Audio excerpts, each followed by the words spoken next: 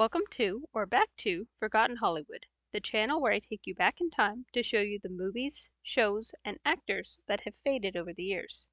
In the last couple years, I started hearing a lot about actors insisting that their faces be seen on screen, mostly focusing on the Disney Star Wars series, The Mandalorian, and continuing into its spin-off, The Book of Boba Fett.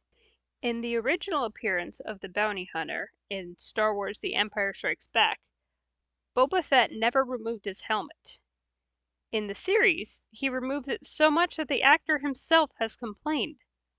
Now, this is not a new trend or one that is exclusive to Star Wars. In the 1995 film Judge Dredd, Sylvester Stallone insisted on only wearing the iconic helmet for the opening scenes and spending the bulk of the movie bareheaded, even though the comic book character he was playing is never seen without his helmet. Though he never gave it much of a chance, this role actually proves that a virtually faceless character can work on screen. In the 2012 version, Dredd, Carl Urban wears the helmet the whole time, forcing him to use voice inflection and body language to make up for the lack of facial expression. Even though the audience couldn't see more than his chin, critics praised Urban's performance and his ability to carry the film with just his voice and imposing presence. Though I doubt many think about it, there are several iconic characters, like Judge Dredd, that by their very design hide the actor's face. Well, I'm about to peel back the curtains, remove the masks, and show you the faces behind my top 10 iconic hidden actor characters.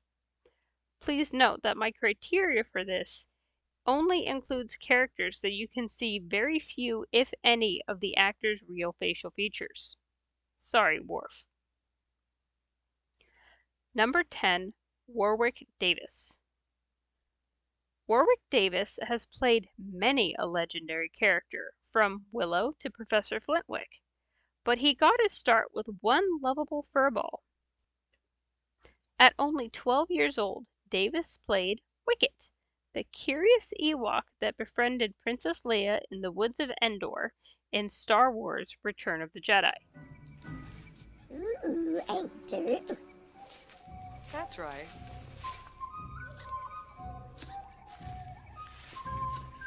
Come on. Hmm? I'm a freak. In an interview, Davis described using his dog as inspiration, growling at the unknown and cocking his head while trying to figure things out. While he did suffer from the heat wearing head-to-toe fur, he enjoyed his time on set, especially when Carrie Fisher brought him treats. Davis has continued acting to this day and is starring in an upcoming Willow television series set to air this fall.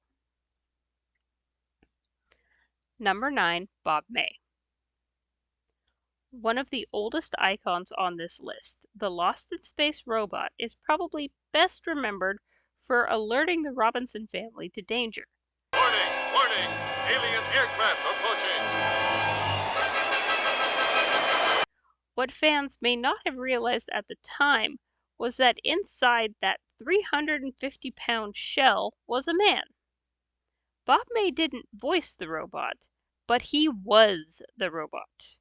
His arms, his movements, it was all him.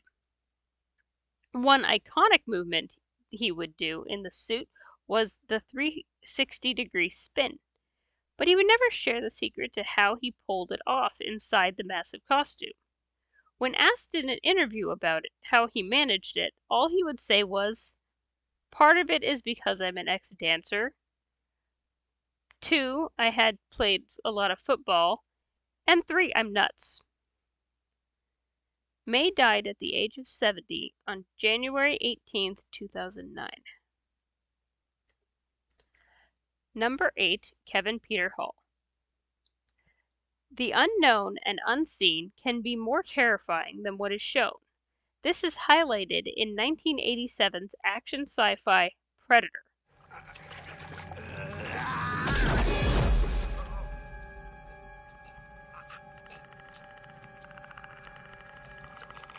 But past the cloaking device, helmet, and prosthetics was Kevin Peter Hall. This 7-foot 2-inch actor frequently played non-human characters, including the title character in Harry and the Hendersons. While he might be known for playing an alien hunter capable of ripping a man apart, Hall actually embodied the idea of the gentle giant. He spoke softly, joked around, and rarely complained about how long he had to stay in the suit. No shots were lost during filming because he needed a break himself, and said that endurance was very important when playing a character in a head-to-toe costume. Sadly, Hall contracted AIDS from a blood transfusion and died 1 month shy of his 36th birthday on April 10, 1991. Number 7. Peter Mayhew. Returning to Star Wars, we have Chewbacca, co-pilot to the Millennium Falcon. Here we go, cutting the sublight engines.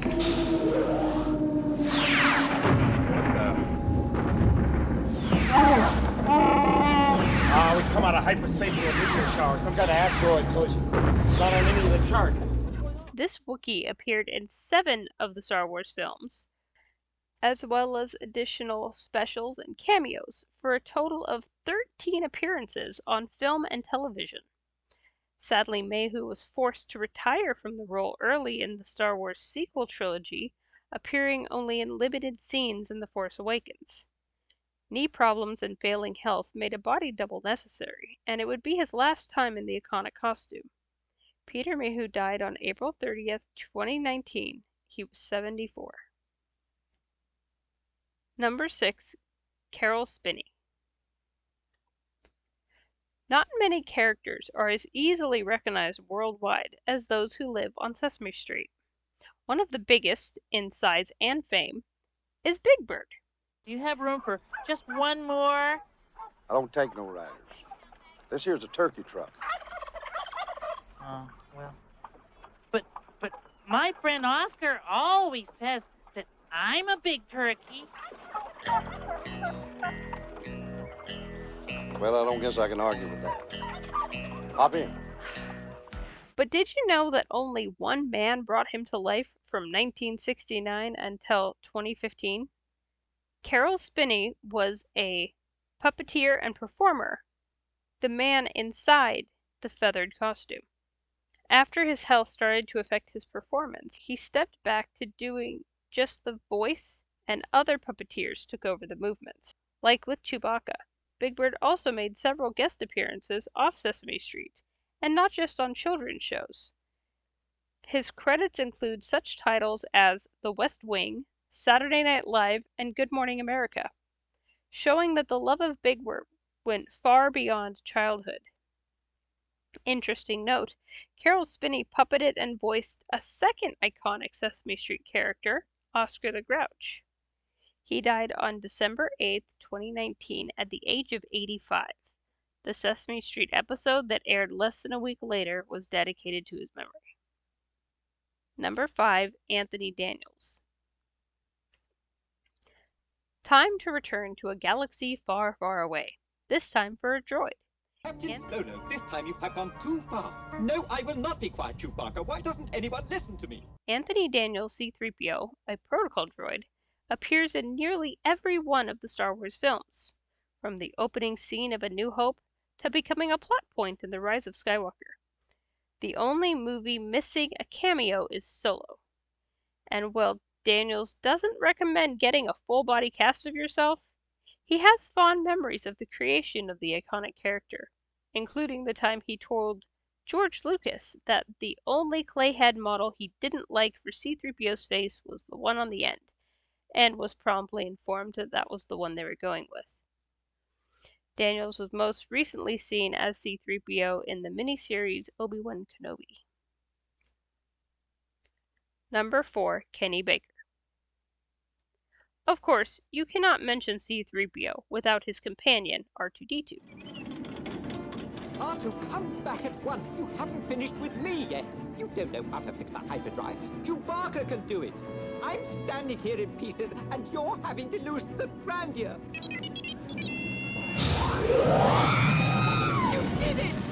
Back in 1977, actor Kenny Baker controlled the prop. At 3 foot 8 inches, he was the perfect size for the droid.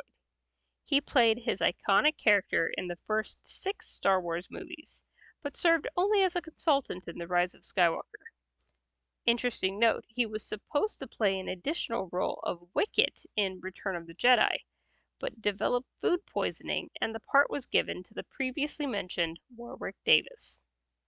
Kenny Baker died on August 13, 2016, less than 2 weeks before his 82nd birthday. Number 3, Jim Henson. From his classic songs to his witty humor, Kermit the Frog has been loved by all ages for decades. Our show tonight should be a real bang-up affair. Did somebody say bang? No.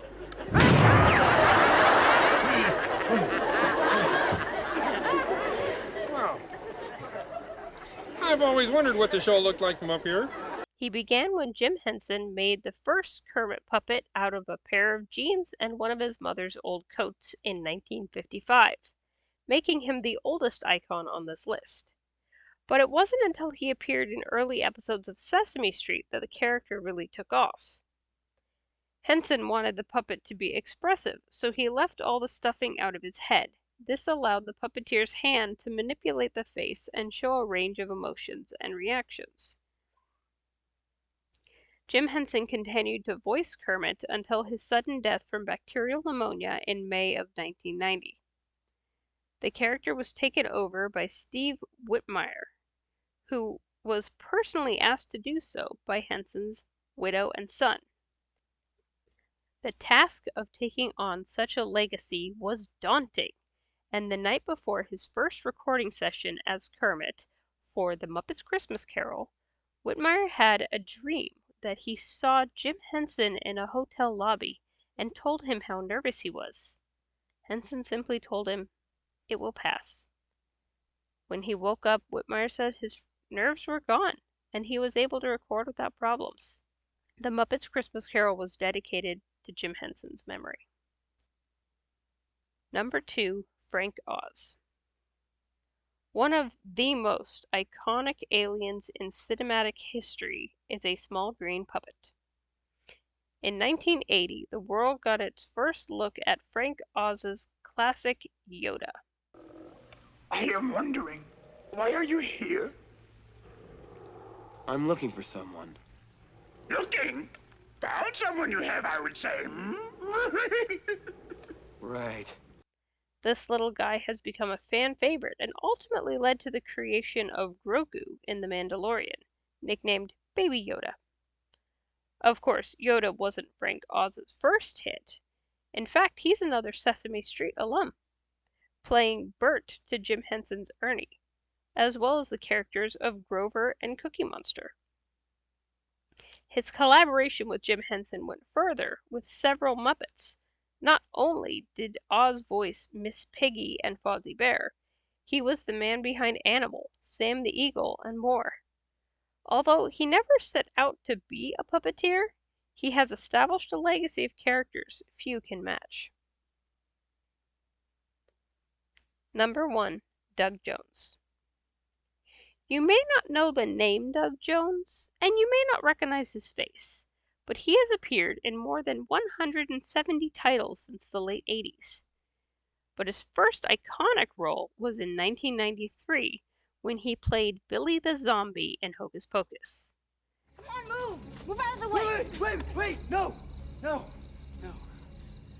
He's a good zombie. That was only the beginning. Over the years, he became a go-to actor when you needed a creature that wasn't all CGI. His filmography includes movies like Hellboy, Pan's Labyrinth, Hellboy 2, and The Shape of Water. Most recently, he joined the cast of Star Trek Discovery as Saru. From aliens to robots to zombies, there is a great talent for being able to act without using your face. Body language is an art, one that can convey every emotion and speak volumes with just a gesture. Maybe the actors are not recognized on sight, but does that matter? Can't someone be recognized for their talent rather than how they look? Thanks for watching. What are your thoughts on the matter? Do you believe an actor needs to be seen to be recognized by the fans? Let me know in the comments below. And don't forget to like and subscribe if you enjoy this sort of content. Also, click that bell to receive notifications. Let me know if there's a top 10 list that you would like to see, and I will catch up with you next time.